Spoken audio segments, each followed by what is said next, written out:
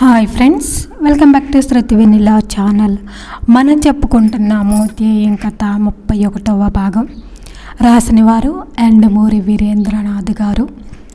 Before వీడియోలో అవినాష్ నిఖితాకి ఉత్తరం రాయటం, ఆ ఉత్తరంలో నిఖిత కట్నం కోసమని తనే ఉద్యోగంలో నుంచి చేసిన డబ్బులు దాస్తున్నానని అవినాష్ చెప్పడం వరకు చెప్పుకున్నాము. ఇక ఈరోజు వీడియోలోకి వెళదాము. నిఖిత ఉత్తరం చదివి తమాషాగా ఆలోచిస్తుండగా ఇంతలో ఇంటి వానరు తల్లి వచ్చి, ఎక్కడి నుంచి అమ్మా లెటరు, మీ అన్నయ్య రాశాడా అని అడిగింది. నిఖిత ఆలోచనలో నుండి తేరుకొని, లేదండి, ఒక ఫ్రెండ్ది అంటూ, పిల్లలు ఇంటికి వచ్చారా అని అడిగింది. ఆవిడ ఉత్తరం గురించి మరో ప్రశ్న వేయకుండా, వచ్చారు, లోపల గోల వినిపిస్తుందిగా, ఒక క్షణం నిశ్శబ్దంగా ఉండమంటే ఉండరు అంటూ లోపలికి వెళ్ళిపోయింది. నిఖిత టీ చేసుకొని తాగుతూ మళ్ళీ చెట్టు క్రిందకు వచ్చి కూర్చుంది. ఎంత వద్దనుకున్నా నిరుద్యోగం ఆమెని బాధ పెడుతుంది. ఈ సమస్య నుండి ఎలా బయటపడాలా అని ఆలోచిస్తుంది. ఎవరో ఏడుస్తున్న శబ్దానికి తల తిప్పి చూసిందామా. ఇంటి వాళ్ళ పెద్ద పాపకి 10 ఏళ్ళు వయసు ఉంటుంది. తలుపు దగ్గర నిలబడి ఏడుస్తుంది. ఎందుకమ్మా, అమ్మమ్మ గారు ఏమైనా అన్నారా అడిగింది నిఖిత. ఆవిడ తిట్టడం, ఆ పిల్లలు ఏడవటం సాధారణం. రెండో పిల్ల గట్టిది, మాటికి మాట సమాధానం ఇస్తుంది, కానీ ఏడవదు. ఏం లేదంటే రేపు ఇంగ్లీష్ టెస్ట్ ఉంది, ట్యూషన్ టీచర్ రాలేదు, నాకేం అర్థం కావట్లేదు వెక్కుతూనే చెప్పింది. లెసన్ తెలియకపోతే ఎవరైనా ఏడుస్తారా? షేమ్ అంటూ వచ్చింది రెండోది. మరేం చేయను, మమ్మీ ఎప్పుడొస్తుందో, రాగానే తలనొప్పి అని పడుకుంటుంది. డాడీ ఎంత అడిగినా లెసన్ చెప్పరు. వాళ్ళమ్మకు ఐబీపీ అని నిఖితకు తెలుసు. ఆఫీస్లో కూడా ఆవిడకి చాలా పని ఉంటుంది. ఇంటికి రావడమే ఆలస్యతగా వస్తుంది. మీ మమ్మీకి ఆరోగ్యం బాగుండదు కదమ్మా, పుస్తకాలు తెచ్చుకో, నేను చెబుతాను. ఆమె ఆ మాట అనటం ఆలస్యం. పెద్ద పిల్ల లోపలికి పరిగెత్తింది. ఆంటీ, నేను తెచ్చుకోనా, కానీ నా దగ్గర అల్లరి చేయకూడదు అంది నిఖిత. చెయ్యను, హోంవర్క్ చేయించండి చాలు అంది. వాళ్ళిద్దరికీ పాఠాలు చెప్పి హోంవర్క్ చేయించేసరికి 2 గంటలు పట్టింది. మనసులో బాధ గుర్తుకు రాలేదు. నిఖిత రాత్రి వంట చేసుకుంటుండగా వచ్చింది ఇంటిగల్లావిడ.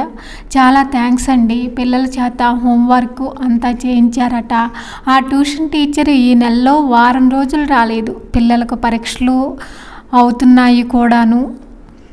దాందే ఉందిలేండి, నేను ఇంకా ఉద్యోగం లేక ఊరికే ఉన్నాగా అంది. అదే నేను అందామనుకుంటున్నాను. మీరు పాఠాలు చాలా బాగా చెబుతున్నారని పిల్లలు అంటున్నారు. ఇక నుంచి పిల్లలకి మీరే ట్యూషన్ చెప్పకూడదు. ఆవిడకి ఇచ్చే 150 మీకే ఇస్తాను అంది. పాత కాలనీలో పిల్లలకు ట్యూషన్ చెప్పటం నిఖితకి అలవాటే, కానీ డబ్బు తీసుకొని ఎప్పుడూ చెప్పలేదు. అదొక ఆనందంగా భావించేది. ఇప్పుడు ఇదే జీవనాధారం కాబోతుందా అనుకుంది. అలాగే లేండి, కానీ చిన్న రిక్వెస్ట్, ఈ నెల అద్దె ఇవ్వలేనేమో, అది అడ్వాన్స్లో సరిపుచ్చుకోగలరా అంది నిఖిత. దానికేం భాగ్యం, గది ఖాళీగానే ఉంది కదా అని ఇచ్చాను, కానీ డబ్బు కోసం కాదు అందావిడ. ఒక సమస్య పరిష్కారం అయినట్లే. మరో నెల లోపులో చిన్న ఉద్యోగం సంపాదించుకోగలిగితే దిగులు అనేది ఉండదు. అయితే 2 రోజుల్లోనే పిల్లలు చెప్పగానే విని మరో 2 తల్లిదండ్రులు వచ్చారు. వారం రోజుల్లో ఆమె ట్యూషన్ చెప్పే విద్యార్థుల సంఖ్య 5కు పెరిగింది.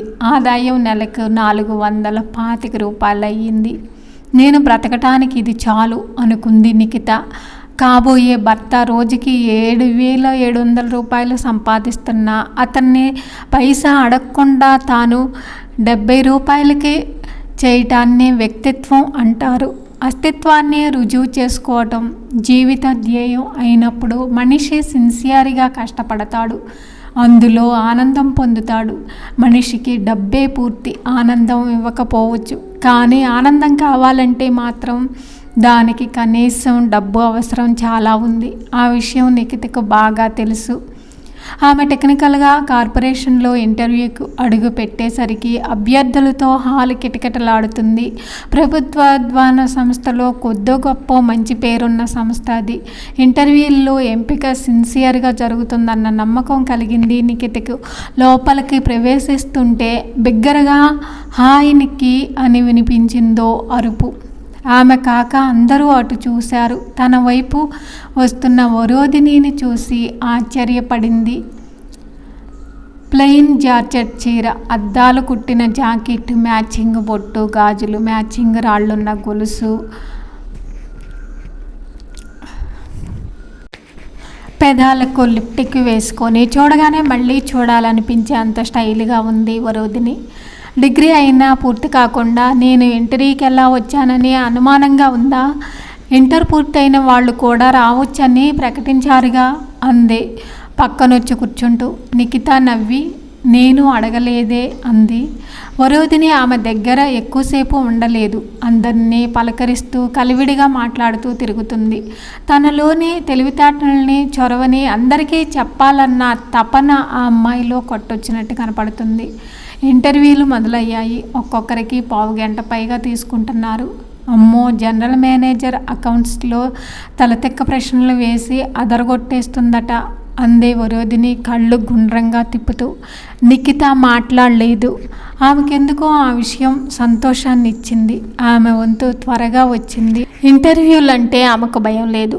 కామ్గా లోపలికి వెళ్ళింది. జనరల్ మేనేజర్కి నిజంగానే అకౌంట్స్ కొట్టిన పిండిలా ఉంది. అందరూ అనుకున్నట్టు అవి తలతెక్క ప్రశ్నలు కావు. తమ అసమర్థతకి అభ్యర్థులు చేసుకుంటున్న ఆత్మ ఉంచినది. నిఖిత జవాబులు చెప్పటం ప్రారంభించింది. దాదాపు అరగంట సేపు ఇంటర్వ్యూ సాగింది. జనరల్ మేనేజర్ మెచ్చుకోలుగా చూసింది. ఎండీ ఎక్కువగా ప్రశ్నలు వేయలేదు. అతనంత డెప్త్ ఉన్నవాడిలా కనపడలేదు. మొత్తం మీద ఇంటర్వ్యూ సంతృప్తికరంగా పూర్తి చేసి బయటకు వచ్చింది. తర్వాత అభ్యర్థి వరోధిని. నిఖిత బయటకు వస్తుంటే వరోధిని బయట సర్దుకుంటూ లోపలికి వెళ్ళింది. 2 వారాల తర్వాత ఉద్యోగం రానట్టు ఆమెకు రిగ్రెట్ లెటర్ వచ్చింది. పరమపద సోపానంలో పెద్ద పాము చేత మింగబడిన మొదటికే వచ్చిన వ్యక్తి ఆట మానేస్తే నష్టం అతడికే. చిన్న చిన్న మెట్లు మళ్ళీ ఎక్కి పైకి వెళ్ళటానికి ప్రయత్నించటమే జీవితం. చేతిలో రిగ్రెట్ లెటర్ చూసి నిఖిత అదే అనుకుంది. ఇంటర్వ్యూ చేశాక ఆమెకు బాగా నమ్మకం కలిగింది. బహుశా జనరల్ మేనేజర్ మీద ఏదో ఒత్తిడి వచ్చి ఉంటుంది అని అనుకుంది. మళ్ళీ వాంటెడ్ కాలమ్స్ చూడటానికి ఆమె లైబ్రరీకి బయలుదేరింది. లైబ్రరీ మూసి ఉంది. ఎందుకో గత వారం రోజులుగా అది మూసే ఉంది. నిఖిత నిరాశగా తిరిగి వస్తుంటే లైబ్రరీ నడిపించే ఆవిడ ఆటో దిగుతూ కనిపించింది. సారీ మేడం, మా అత్తగారింటికి వెళ్ళాను. ఆవిడకి ఒంట్లో బాగోలేదు. అందుకే ఈ మధ్య లైబ్రరీ తెరవలేకపోతున్నాం. ఆవిడ నిండు గర్భిణి. సర్లేండి, సాయంత్రం వస్తాను అంది నిఖిత వెనుతిరుగుతూ. మేడం, ఆవిడ వెనక నుండి పిలిచింది. నిఖిత ఆగింది. మీరు పగలంతా ఖాళీగా ఉన్నారు కదా, ఒక 5-6 నెలలు లైబ్రరీ చూసుకోకూడదా? నెలకు 500 ఇస్తాను అంది. అనుకోని అవకాశం. నిఖిత మరేమీ ఆలోచించకుండా తప్పకుండా రేపే వచ్చి చేరతాను అంది. రాత్రికి రాత్రే ద్రాక్ష తోటలు, బిల్డింగులు కొనటం కేవలం కథల్లోనే సాధ్యం. లేదా అవతలి వారు బలహీనతల మీద ఆడుకునే మేధావులకి, రాజకీయ నాయకులకి, బాబాలకి, గోండాలకి సాధ్యం. ఇవేమీ కాకపోతే రాత్రికి రాత్రి భవంతులు కేవలం నిద్రలోనే సాధ్యం. లేదా పగటి కళల్లోనే సాధ్యం. సామాన్యుడికి మాత్రం ఇటుకకి ఇటుక చేరిస్తేనే సాధ్యం. నిఖిత అదే కోవకి చెందినది. జరిగిన రేపు సంగతి దాత్రి నెమ్మదిగా మర్చిపోతున్న సమయంలో జరిగింది. ఆ రోజు ఉదయం పక్క మీద నుండి లేచి నిలబడగానే తల తిరిగినట్టు అనిపించింది. కాఫీ తాగగానే వాంతి అయిపోయింది. కూతురు వ్యవహారం కొద్ది రోజుల నుంచి గమనిస్తున్న శ్రీలక్ష్మి దాత్రిని నిలదీసింది. కూతురు ఒక మగవాడితో సంపర్కం పెట్టుకోవటం ఆమె ఊహకందని విషయం. ఇక డ్రగ్స్ విషయం తెలిస్తే ఏమయ్యిద్దో. పిల్లల గురించి చివరగా తెలిసేది తల్లిదండ్రులకే. తల్లి ఆ ప్రశ్న అడగగానే బెత్తరపోయింది ధాత్రి. దాంతో శ్రీలక్ష్మికి రూఢి అయిపోయింది. అంతే, ఒకసారిగా మీద పడి పిడిగుద్దులు గుద్దుతూ ఎవడే వాడు చెప్పు అంటూ కేకలు పెట్టసాగింది. ప్రేతం, మెల్లగా అంది ధాత్రి. కొద్దిసేపు ఆ గదిలో అకస్మాత్తుగా నిశ్శబ్దం వ్యాపించింది. ముందు తేరుకుంది శ్రీలక్ష్మి. రుక్మిణి కొడుకు ఎంత పని చేస్తాడా? ఆవిడంతా నంగనాచిలా ఉంటుంది. ఉండు, ఇప్పుడే కనుక్కొని వస్తాను అని బయలుదేరబోయింది. ధాత్రి కంగారుగా, వద్దు మమ్మీ, నేను వాడిని చేసుకోను, వాడంటే నాకు అసహ్యం అంది. అసలు జరిగిందేమిటో వినే అంత ఓర్పు చాలామంది తల్లిదండ్రుల్లో లాగే శ్రీలక్ష్మికి లేకపోయింది. అక్కడి నుంచి విశ్వస రుక్మిణి ఇంటికి బయలుదేరింది. ధ్యేయం తర్వాత భాగం నెక్స్ట్ వీడియోలో చెప్పుకుందాం. ఈ వీడియో మీకు నచ్చితే లైక్ చేయండి, కామెంట్ చేయండి. Please subscribe my channel. Thank you for watching.